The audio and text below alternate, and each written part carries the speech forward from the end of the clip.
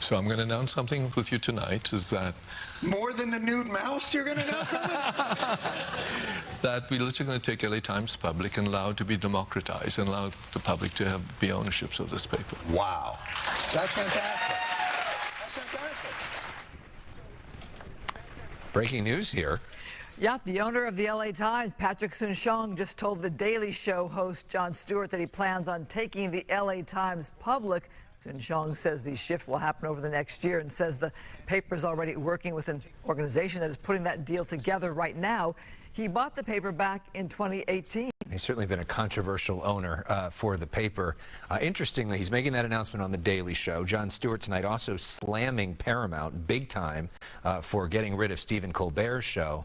So Paramount apparently has $1.5 billion to pay South Park, but not the money to pay Stephen Colbert and the Late Show team. Well, there's a lot of talk about that show and why it was canceled. Yeah. They said it's financial, though. Well, clearly they're not having finance problems with that. Let's go to Adam Kruger now with a look at our weather. Adam.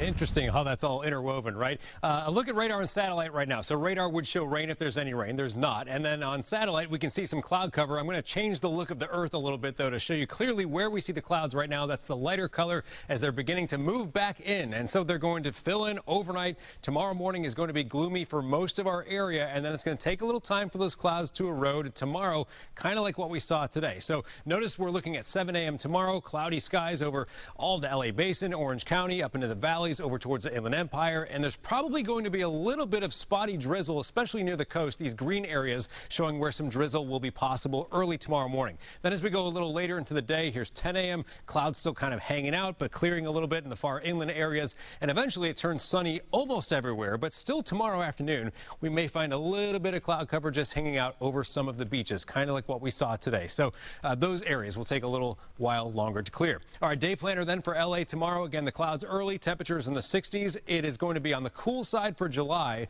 with highs under 80 degrees. In fact, many spots will see temperatures cooler than normal. Here's a look at the highs around the rest of the region tomorrow. So the Inland Empire, it's 80s. The valleys, we've got 80s there. And then you see just kind of a mix of 70s and 80s around LA. A lot of Orange County seeing 70s right along the coast. Low 70s and maybe even a few upper 60s for high temperatures tomorrow. So we continue on the cool side tomorrow. I think we're going to be cooler than normal all the way through this week. We'll talk more about that on our 7-day forecast, and we'll also show you where the opposite is happening, a big heat wave in a certain part of the country. All those details coming up a little later. For now, let's go back to you.